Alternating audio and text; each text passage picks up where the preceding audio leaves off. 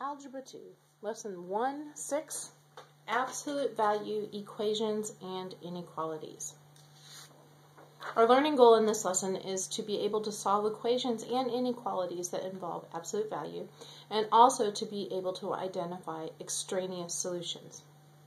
Our question that we're going to be asking ourselves throughout this lesson is, how does absolute value change the solving process? We have been working on the process of solving equations. Okay, there is a little bit of vocabulary for this lesson. The first one is absolute value, which I hope is a review. Extraneous solution, and I want to make sure that you know how to spell it. Extraneous solution. And then compound inequality. This also is a review, but I wanted to make sure that you remember what that is. So we will see all of these in this lesson. All right, absolute value. Absolute value is the distance from zero. And it's written like this. It's written between these two parallel bars.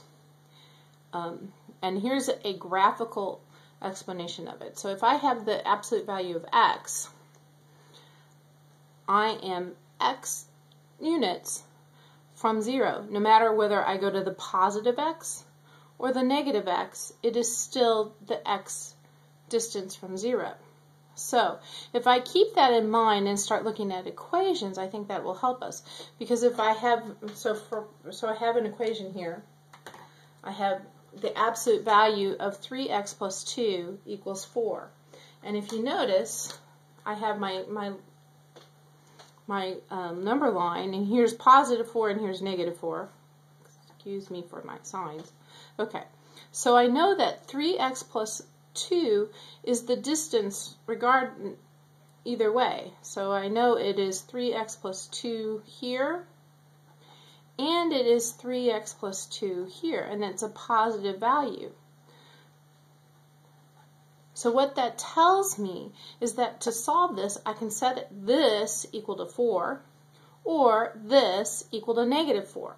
Okay, and what I want to remind you, what that means is that no matter what, when I see these absolute value signs, I'm going to have to break up into two problems and solve them both. So let's do that. I have 3x plus 2 equals negative 4 over here, and 3x plus 2 equals positive 4 over here. And then I'm just going to solve each of my problems. And there is an and in here, by the way. It can be, or wait. Nope, it's got to be an or. Sorry, it can be one or the other. And when you have numbers, you can't have number be two things at one time. So here we go. So I'm going to subtract 2 from both sides. I get 3x equals negative 6. Divide both sides by 3. And I get x equals negative 2. So I can put negative 2 back up in here. Negative 2 times 3 is negative 6. Negative 6 plus 2 is negative 4, and the absolute value of negative 4 equals positive 4. Okay, so that works. So the other one, we're going to subtract 2 from both sides. Get 3x equals 2. Divide both sides by 3. And I get x equals to 2/3. Remember, I do not really want you to put that into the calculator, and I just want you to leave it as a simplified fraction. So x equals 2/3. Once again, if I put this into here, 3 times 2/3 plus 2, well, the 3's are going to drop out, and I get 2 plus 2, which equals, and remember, there's absolute values here. 2 plus 2 equals 4, and the absolute value is 4. So that works too. And it's important to check your work, and I'm going to show you why in just a minute. Okay, so that's an absolute value.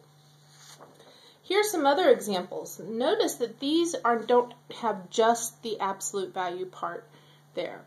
They have some other things going on. And what I want to make sure you understand is that absolute value symbols are not parentheses. I want you to put not parentheses. And you cannot distribute things like you would with parentheses. It just does not work. So what we have to do is we first have to solve the the equation for the absolute value portion. So we're going to isolate this part, the absolute value of x plus 9 first, and then we break it up as an absolute value problem. So let's show what I mean. First thing I'm going to do is I'm going to subtract the 3 since it's being added, and we usually do our addition or subtraction thing first. So I end up with 2 absolute value of x plus 9. These drop out, equals 7 minus 3 is 4. Okay. I still need to get rid of the 2, so I'm going to divide both sides by that 2. I cannot distribute it. Divide both sides by 2, and I get the absolute value of x plus 9 equals 2. There we go. Now that I have solved for that absolute value part, I can now break it into the 2 parts. So I will have x plus 9 equals positive 2, and x plus 9 equals negative 2. Because remember, the x plus 9 part could be positive or negative. It's the absolute value that changes it. Okay, so we solve both of those, and that's pretty easy at least, because all I have to do is subtract 9. And x equals 2 minus 9 is negative 7. And subtract 9 from both of these. And I get x equals negative 2 minus 9 equals negative 11. So those are both the answers to that. Now, and I should put them in again, and if I do, if I have negative 7 plus 9 equals negative 2, the absolute value of negative 2 is positive 2.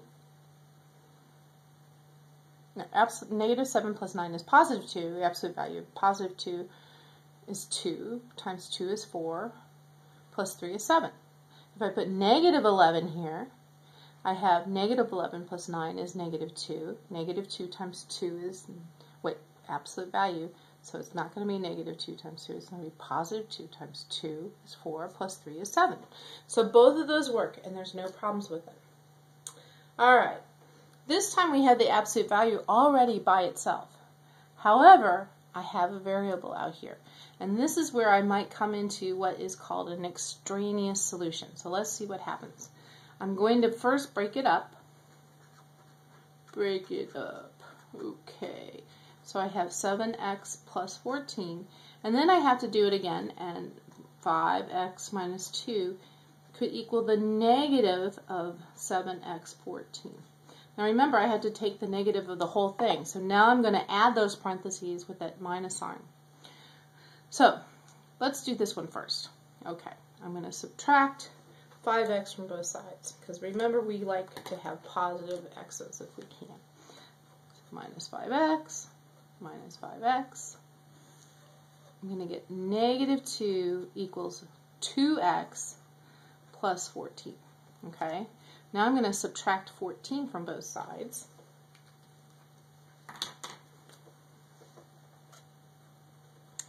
And I get negative 16 equals 2x. Now I'm going to divide both sides by 2. I bet you're a step ahead of me already. And I get negative 8 equals x. Okay, that looks good. All right, let's do the other side. Or the other one. And remember, this is an or. We need or here, or. Okay, so this one, I'm going to, once again, well, the first thing I'm going to do here is get rid of the parentheses by distributing my negative.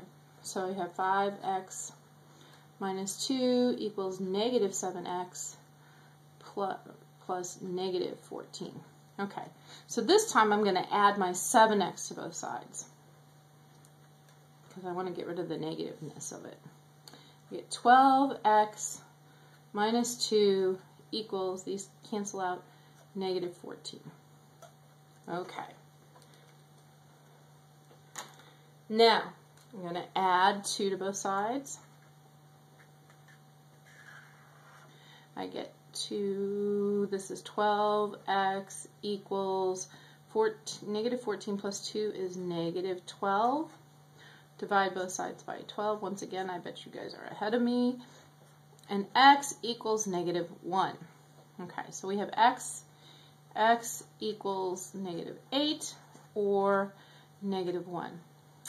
However, I want to make sure those are both correct, because sometimes, especially when I have another x term on the other side, I might have extraneous solutions. So I'll show you what I mean by that. We're going to put these both back in here and check them.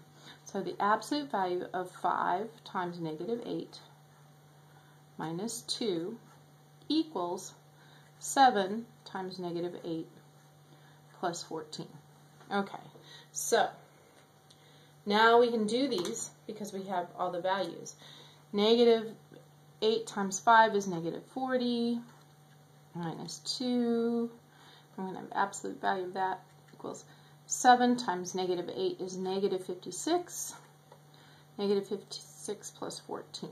Okay, so negative 40 minus 2 is going to be negative 42, but we're taking the absolute value of that, so that makes it positive 42. There we go. Negative 56 plus 14 is negative 42. Negative 42 is not equal to positive 42. So this is an extraneous solution. It looks like it should work, but it doesn't. Alright, let's look at negative 1, because hey, if negative 14 or 8 doesn't work, who knows? Negative 1 might not either. So let's look at that one. Alright, that one would be 5, the absolute value of 5 times negative 1 minus 2 equals 7 times negative 1 plus 14. Oh, let's hope this one works. Well, 5 times negative 1 is negative 5. Negative 5 minus 2 is going to be negative 7. So I have the absolute value of negative 7. And then I have 7 times negative 1, which is negative 7. Negative 7 plus 14 is positive 7. The absolute value of negative 7 is positive 7. Phew! So that one does work. Yay!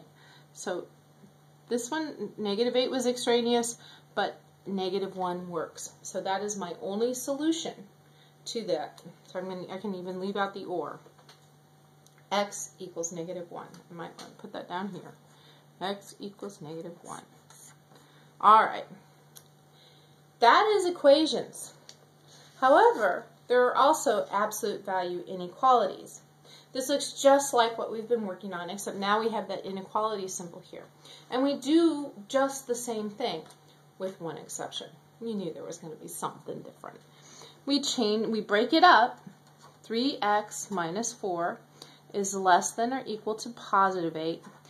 And 3x minus 4, and we're going to put negative 8. But when we do that, just like when we multiply or divide by negative 1, because we're changing the sign, we also reverse the symbol. So we're going to say 3x minus 4 is greater than negative 8. And since this is a less than, it means that if you think about the number line, here's 0, it was probably less than, so it was going this way, and there's some little guy here. Well, now I've kind of done the mirror image over here, and it's coming this way. So this makes it an and statement. An and statement. Less than, with absolute value, always become and statements. Okay, so let's solve this. We're going to add 4 to both sides.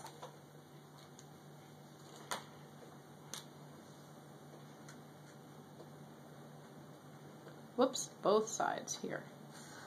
And I get 3x is less than or equal to 12. Divide by 3. And once again, I'm sure you're there before me. X is less than or equal to 4. Now we're going to do the same thing over here. Add 4 to both sides. And I get 3x is greater than or equal to negative 8 plus 4, which would be negative 4. And remember, I'm going to divide by 3, but really, I'm going to leave it as a fraction. So I've got x is greater than or equal to negative 4/3. If you want to, that is also negative 1 1/3. So when I go to graph this, as I probably should, I'm going to have my number line. Remember, I only use the numbers I really, really need, and I need 4. And I need negative, well, this is between 2, so I really should put -2, -1, and probably 0. Okay, so this is going to come, and it's equal to, so we have to put in a whole dot, and less than, don't forget your and go less than. And then it's -1 1/3, which is about here, and greater than. So my graph looks like that. Alright, I'm going to do 2 more examples really quick. Oh, before we do that. So, we said the and or thing.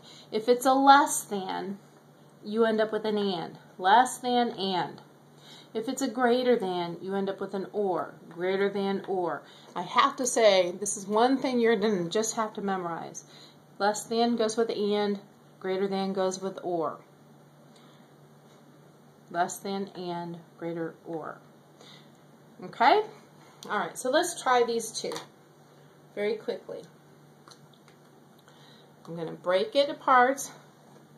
5x plus 10 is greater than 15, and this is a greater than, so it's an or. Or 5x plus 10 is less than, reverse it, -15. Okay. Add 10 to both sides. Add 10 to both sides. 5x is greater than 25. Divide by 5. X is greater than 5. Or, just subtract 10 from both sides.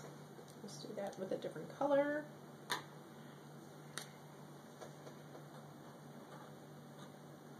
That one you can't even see. Sorry. Let's try this one. You can see this one. This is black. 5x is less than -15 minus 10 is going to be -25. Did I do that right over there? I don't think so. What did I do wrong? You're right. I added 10 and I was supposed to subtract. Good job, Mrs. McLemore. Anyway, I have 15 minus 10, and that equals 5. So 5x is greater than 5, so x, let's change that, x is greater than 1. See, I can make mistakes on videos too. Alright, so now we divide by 5 over here, and I get x is less than -5. So here we go with the graph real quick. How fast can you graph? X is greater than 1. We only need 1, and we need -5. Greater than 1, open circle up. Less than 5, open circle down. Okay, let's do the last one. Oh, this one has that thing happening again where I have something other than the absolute value symbol. So I need to move this -5 first. Since I'm going to subtract, or actually the opposite of subtracting is adding, I almost made the same mistake. Oh my goodness. Alright, I'm going to add 5 to both sides, then I get the absolute value of 2x plus 2. The 5's go away, is less than 15 plus 5, 20. Less than means and. So I have 2x plus 2 is less than 20, and 2x plus 2 is greater than -20. Okay. One more. Okay. Subtract 2 from both sides. 2x is less than 18. Divide by 2. X is less than 9. Do the other side. Subtract 2 from both sides. 2x is greater than -22. Divide by 2, x is greater than -11. And remember, it's and. And yes, I will take it off if you do not put and or on your answer on the test. Okay, so my line here, here's x, here's 9, and it needs to be an open circle since it's not equal to it. And negative 11, once again, open circle, and it's less than 9, so it's going this way, and greater than 11, and there I have my line. I hope you got the same answers as I did. I hope you didn't make any mistakes like I did, and I'll see you in class.